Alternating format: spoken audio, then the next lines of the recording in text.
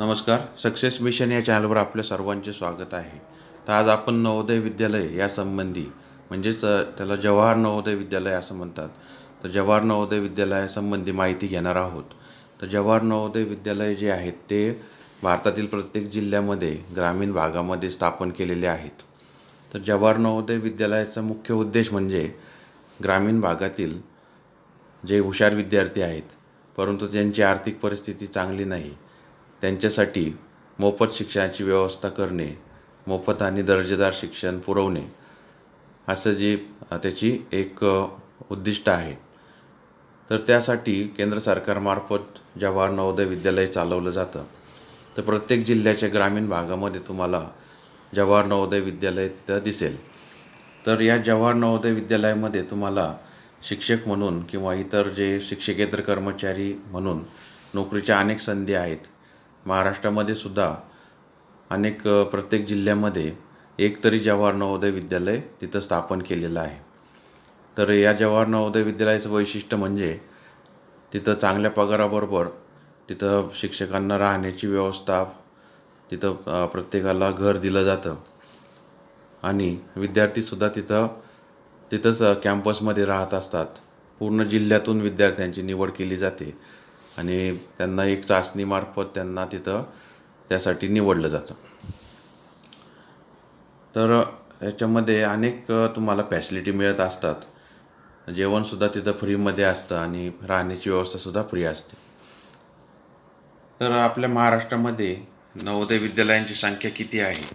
तर पुणे रिजन जे आहे, तर पुणे रिजनमध्ये 69 जवाहर नवोदय विद्यालय आहेत. त्यात दमण दीवसुद्धा येतं, त्याच्यामध्ये 3 आहे. गोव्यामध्ये 2 आहेत. गुजरातमध्ये 34 आहेत. तर महाराष्ट्रामध्ये 34 आहेत. तर असे 73 जवाहर नवोदय विद्यालय पुणे रिजनमध्ये आपल्याला तिथं दिसून येतात. तर या नवोदय विद्यालयामध्ये तुम्ही नोकरीसाठी ॲप्लिकेशन करू शकता. तर दरवर्षी जवाहर नवोदय विद्यालयात शिक्षक पद आणि इतर शिक्षकेतर कर्मचाऱ्यांसाठी जागा निघत असतात. परंतु मागील 1-1.5 वर्षापासून कोरोनामुळं त्या जागा निघालेल्या नाही. तर कधीही त्या जागा निघू शकतात. तर याच्यामध्ये तुम्ही ॲप्लिकेशन करू शकता आणि एक चांगली संधी तिथं नोकरीची. तिथं शिक्षण सेवक वगैरे काही नाही, तर डायरेक्ट तुम्हाला स्केलनुसार तिथं पगार मिळत असतो. तर एकूण जवाहर नवोदय विद्यालयांची संख्या भारतामध्ये 661 आहे. त्यात 73 हे पुणे रिजनमध्ये आहे. आता याच्यामध्ये कोणकोणत्या जागा आहेत? जवाहर नवोदय विद्यालयामध्ये पोस्ट ग्रॅज्युएट टीचर म्हणजे PGT आहे, ट्रेन ग्रॅज्युएट टीचर म्हणजे TGT आहे, आर्ट टीचर आहे, फिजिकल एज्युकेशन टीचर आहे, male and female, music teacher आहे, लायब्ररियन आहे, कुक आहे, मल्टीटास्किंग स्टाफ आहे. म्हणजे कोणतंही काम तिथं करायचं असतं ते त्याला मल्टीटास्किंग स्टाफ म्हणतात. त्याला 10वी-12वी असलं तरी चालतं. त्यानंतर मेस हेल्पर आहे आणि लॅब अटेंडंट आहे. तर मेस हेल्परलासुद्धा शिक्षणाची अट नाही आणि लॅब अटेंडंटला मात्र 12वी सायन्स असणं आवश्यक आहे किंवा त्याचा डिप्लोमा, लॅब टेक्निशियनचा डिप्लोमा तिथं असला पाहिजे.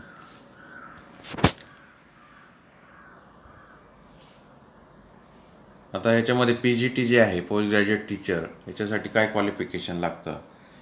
तर याच्यामध्ये जे लेवल ऑफ पे म्हणजे वेतन श्रेणी जी आहे ती 47,600 ते 1,51,100 एवढं जे आहे ते पेमेंट आहे.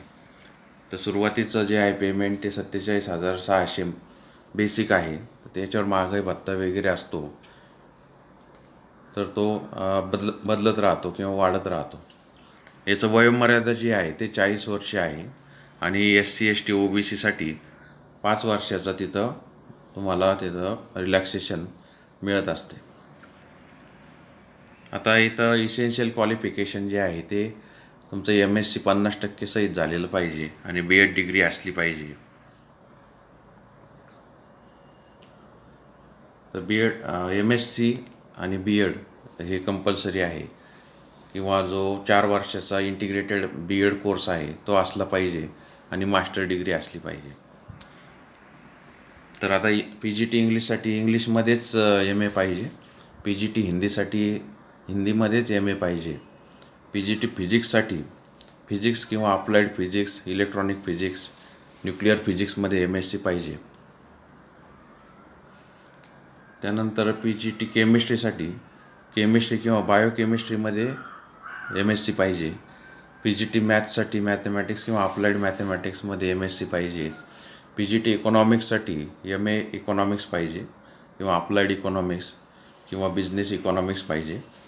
आता PGT बायोलॉजीसाठी बॉटनी, झुलॉजी इतर अनेक विषयामध्ये MSc असलं तरी चालतं.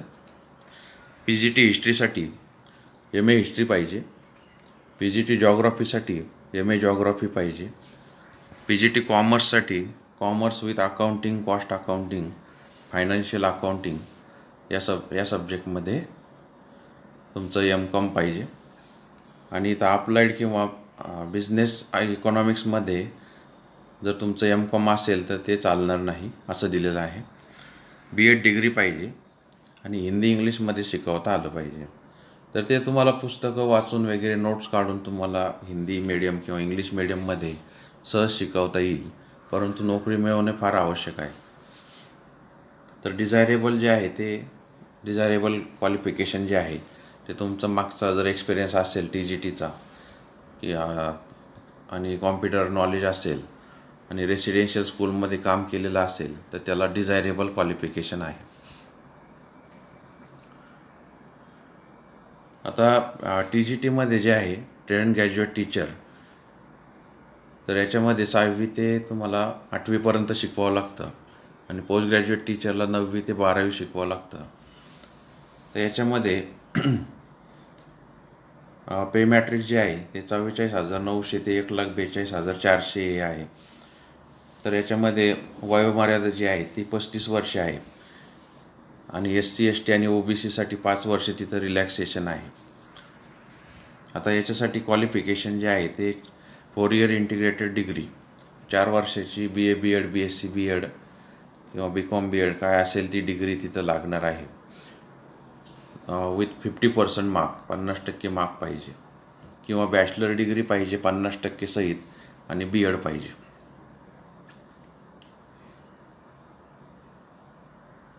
आता इथं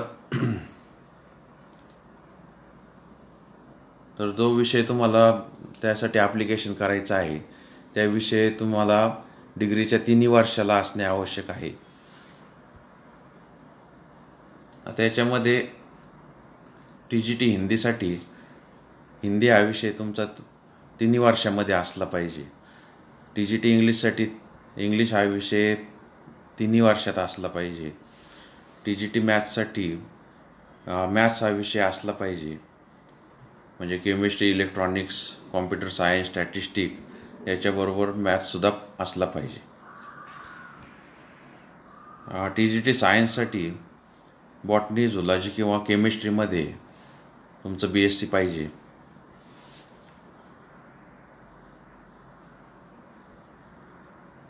त्यानंतर TGT सोशल सायन्ससाठी किंवा सोशल स्टडीजसाठी तर कोणतेही 2 विषयामध्ये तुमचं पुढीलपैकी कोणतेही 2 विषय घेऊन तुमची BA डिग्री पाहिजे. History with geography, economics, political science. History असेल, हिस्ट्रीबरोबर जॉग्रॉफी, इकॉनॉमिक्स, पॉलिटिकल सायन्स किंवा geography with history, economics, political science. म्हणजे हिस्ट्री किंवा जॉग्रॉफी असला पाहिजे आणि त्याच्याबरोबर history, geography, economics, political science ते असलं पाहिजे. आता याच्यामध्ये हिस्ट्री, जॉग्रॉफी असलंच पाहिजे. ऑल 3 इयर्समध्ये हिस्ट्री, जॉग्रॉफी असणं आवश्यक आहे. आता थर्ड लँग्वेज जी आहे तर थर्ड लँग्वेजमध्ये आपल्याला तिथं जास्त संधी आहे की मराठी ज्यांचा विषय आहे तर त्या मराठीमध्ये तुम्हाला थर्ड लँग्वेज म्हणून तुम्हाला तिथं शिक्षक म्हणून नेमणूक मिळू शकते. तर त्यासाठी त्या विषयामध्ये बॅचलर डिग्री असली पाहिजे. आणि सर्वांसाठी CTET ही कंपल्सरी आहे. तर CTET पास होणं आवश्यक आहे आणि B.Ed डिग्री आवश्यक आहे. तर हे सर्वांसाठी कंपल्सरी आहे. आणि डिझायरेबल जे आहे ते एक्सपिरियन्स पाहिजे रेसिडेन्शियल स्कूलमध्ये, म्हणजे डिझायरेबल आहे, कंपल्सरी नाही आहे. आणि कॉम्प्युटर नॉलेज असणंसुद्धा डिझायरेबल आहे. त्यानंतर आर्ट टीचर जे आहे, कला शिक्षक आपण म्हणतो, तर याच्यामध्ये पेमेंट जे आहे ते 44,900 ते 1,42,000 असं आहे. तर अनेक स्केल जिथं दिलेले आहेत. तर यामध्ये प्रमोशन मिळत राहतं. तर प्रमोशननुसार स्केल वाढत जातं. आता इथं एज लिमिट जे आहे ते 35 इयर्स आहे. त्याच्यामध्ये रिलॅक्सेशन आहे SC ST आणि OBC साठी. आता याला क्वालिफिकेशन काय लागतं, तर आर्ट टीचरसाठी 4 years recognised diploma in any discipline of fine arts as drawing, painting, sculpture, graphic arts, crafts after passing senior secondary examination, म्हणजे क्लास 12. 12वी नंतर 4 वर्षाचा डिप्लोमा पाहिजे फाईन आर्ट्समध्ये. त्यानंतर किंवा 5 years recognise diploma in any discipline of fine arts as drawing, painting, sculpture, graphic art, crafts after passing secondary exam, class X, म्हणजे 10वी नंतर 5 वर्षाचा डिप्लोमा पाहिजे. किंवा degree in fine arts crafts from a recognise university, किंवा degree पाहिजे fine आर्ट्समध्ये. किंवा B.Ed degree in fine arts from regional college of education, किंवा B.Ed डिग्री पाहिजे फाईन आर्ट्समध्ये. त्यानंतर डिझायरेबल क्वालिफिकेशन B.Ed आहे. इंग्लिश हिंदीमध्ये शिकवता आलं पाहिजे, तर एक डिझायरेबल आहे.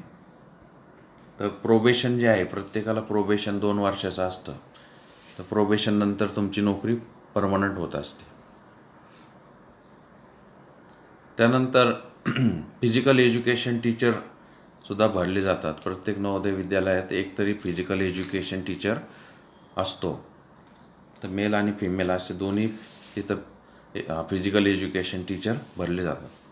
तर याच्यासाठी सुद्धा जे पेमेंट आहे ते 44,900 ते 1,42,400, आणि याच्यामध्ये सुद्धा प्रमोशन आहेत. तर याच्यामध्ये एज जे आहे ते 35 इयर्स मॅक्झिमम आहे. त्याच्यामध्ये 5 वर्षाची सूट जी आहे ती SC ST आणि OBCला आहे. त्यानंतर यासाठी एज्युकेशनल क्वालिफिकेशन जी आहे ती bachelor degree in physical education from a recognise institution, तर BPED पाहिजे, और DPED, diploma in physical education from a recognise university. तर डिप्लोमासुद्धा चालणार आहे. त्यानंतर डिझायरेबल क्वालिफिकेशन, त्याच्यामध्ये इंग्लिश हिंदीमध्ये शिकवता आलं पाहिजे. त्यानंतर त्याच्यामध्ये वर्किंग, जर रेसिडेन्शियल स्कूलमध्ये वर्किंग असेल तर ते डिझायरेबल आहे. त्यानंतर जे आहे ते recruitment rules for music teacher. तर म्युझिक टीचरसुद्धा भरले जातात प्रत्येक नवोदय विद्यालयामध्ये. तर त्याचंसुद्धा पेमेंट हे 44,900 ते 1,42,400, आणि याच्यामध्ये सुद्धा प्रमोशन आहे. तर त्याचं एज लिमिट जे आहे ते 35 इयर्स आहे, 35 वर्ष आहे. त्याच्यात 5 वर्षे सवलत SC ST OBCला आहे. तर याच्यामध्ये क्वालिफिकेशन जे आहे ते 5 years study in music institution recognise by the concern state government as equivalent to graduate post graduate degree, किंवा bachelor degree with music from a recognise university, और higher secondary senior secondary with any one of the following: संगीत विशारद examination of गंधर्व महाविद्यालय मंडळ बॉम्बे, और भातखंडे संगीत विद्यापीठ लखनऊ, और इंदिरा कला संगीत विश्वविद्यालय खैरागढ़ MP, और संगीत Prabhakar examination of the Prayag संगीत समिति इलाहाबाद, और following degree diploma awarded by प्राचीन कला केंद्र चंडीगढ़, संगीत Bhushan with graduation in any discipline, संगीत नृत्य Bhushan with graduation in any discipline. असं अनेक तिथं क्वालिफिकेशन तिथं दिलेले आहेत. लायब्ररियन सुद्धा तुम्ही होऊ शकता. जर तुमच्याकडं लायब्ररी सायन्समध्ये डिग्री असेल तर लायब्ररियनला सुद्धा चांगलं वेतन तिथं दिलं जातं. 44,900 ते 1,42,400 याच्यामध्ये सुद्धा प्रमोशन आहे, म्हणजे लेवल आहे, तर त्यानुसार पेमेंट वाढत जातं. त्याची वयोमर्यादा जी आहे ती 35 वर्ष आहे. तर नवोदय विद्यालयात काम करणाऱ्यांना वयोमर्यादा नाही. तर SC ST OBCला 5 वर्षे सवलत तिथं दिलेली आहे. याच्यामध्ये क्वालिफिकेशन जे आहे, university degree in library science from a recognised institution किंवा graduation with 1 year diploma in library science from a recognised institution. तर लायब्ररी सायन्समध्ये डिप्लोमा असला तरी चालतं, ग्रॅज्युएशन आणि diploma. Working knowledge of English and Hindi और अदर रिजनल लँग्वेज, इंग्लिश हिंदीमध्ये knowledge पाहिजे आणि किंवा आपलं जे रिजनल लँग्वेज आहे मराठी त्याचं नॉलेज पाहिजे. तर डिझायरेबलसुद्धा क्वालिफिकेशन दिलेलं आहे. कॉम्प्युटर नॉलेज, रेसिडेन्शियल स्कूलमध्ये अनुभव हे डिझायरेबल आहे. त्यानंतर लॅबोरेटरी अटेंडंट जे आहे, म्हणजे प्रयोगशाळा सहाय्यक आपण म्हणू शकतो, तर याच्यामध्ये सॅलरी जी आहे ती 18,000 ते 56,900 एवढी आहे. तर याच्यामध्ये वयोमर्यादा जी आहे ते 18 ते 30 आहे. त्याच्यामध्ये एज रिलॅक्सेशन आहे SC ST OBCला. एज्युकेशनल क्वालिफिकेशन जे आहे ते 10वी पास पाहिजे with certificate diploma in laboratory technique, आणि 10वी आणि लॅबोरेटरी टेक्निकमध्ये सर्टिफिकेट किंवा डिप्लोमा पाहिजे, किंवा 12th क्लास विथ सायन्स, 12वी सायन्स पाहिजे. तर याच्यामध्ये आपण नवोदय विद्यालयामध्ये कोणकोणत्या जागा असतात ते पाहिलेलं आहे. तर यासाठी तुम्ही ज्यावेळेस जाहिरात येईल त्यावेळेस ॲप्लिकेशन करू शकता. त्याचंसुद्धा मार्गदर्शन आपल्या चॅनलमार्फत केलं जाईल.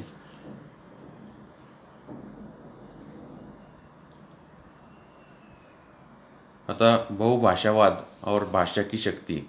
आता याच्यामध्ये जे नॅशनल एज्युकेशनल पॉलिसी आहे, म्हणजे राष्ट्रीय आराखडा जो आहे, शैक्षणिक आराखडा, याच्यामध्ये मातृभाषेतून शिक्षणावर भर दिलेला आहे.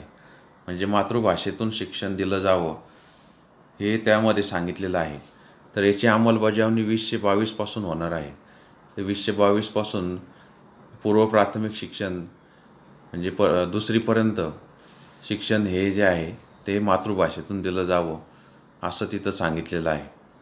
तर असे जर अंमलबजावणी झाली तर मराठी भाषिकांसाठी प्रत्येक शाळेमध्ये तिथं संधी मिळणार आहे. तर याच्यामध्ये घर की भाषा मातृभाषा में सार्थक अवधारणाओं को अधिक तेज़ी से सीखते हैं, यानी बच्चे क्या करते हैं कि घर की भाषा मातृभाषा में अच्छी तरह से सीखते हैं, असं नॅशनल एज्युकेशनल पॉलिसीमध्ये दिलेलं आहे. म्हणून मातृभाषेमध्ये शिक्षण तिथं दिलं पाहिजे असं तिथं सांगितलेलं आहे की जे मुलं आहेत ते मातृभाषेमध्ये चांगल्या प्रकारे शिकतात आणि घरामध्ये सुद्धा मातृभाषेचा वापर केला जातो. त्यामुळं मातृभाषा आणि शाळेतील भाषा सारखी असली पाहिजे असं तिथं दिलेलं आहे. म्हणून प्राथमिक स्तरावर किंवा पूर्व प्राथमिक स्तरावर कम से कम ग्रेड 5पर्यंत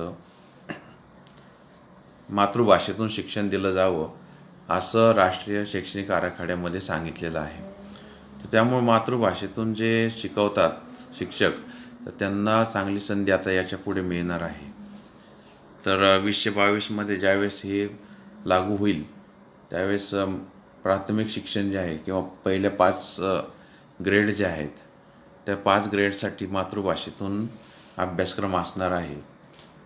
तर 8वीपर्यंतसुद्धा असावं असं त्यांनी सांगितलेलं आहे.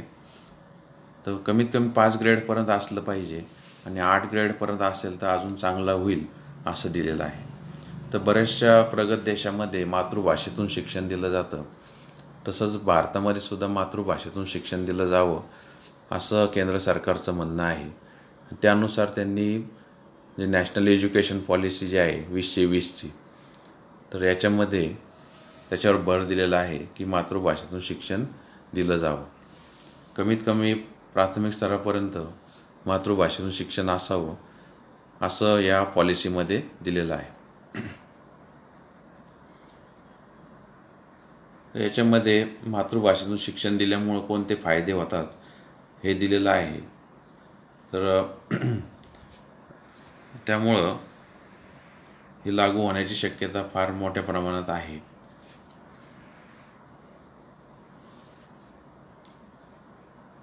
तर मातृभाषेतून शिक्षण देण्यासाठी, बढावा देण्यासाठी मातृभाषेतून शिक्षणाची त्यात पुस्तकंसुद्धा मातृभाषेतून आता छापली जाणार आहेत.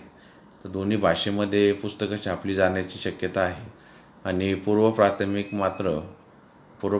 ते प्राथमिक हे पूर्णपणे मातृभाषेतून असण्याची शक्यता आहे.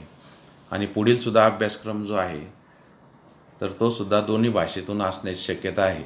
आणि विद्यार्थी दोन्ही भाषेतील एक भाषा निवडू शकतो.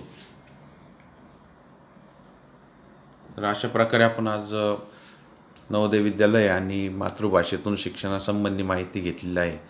तर असेच अनेक माहितीपर व्हिडिओ आणि विविध शैक्षणिक क्षेत्रातील ज्या शिक्षक आणि इतर जे पदं आहेत त्यासंबंधी मार्गदर्शन या सक्सेस मिशन या चॅनलमार्फत केले जाईल. तर सक्सेस मिशन या चॅनलला सबस्क्राईब केलं नसेल तर नक्की करा.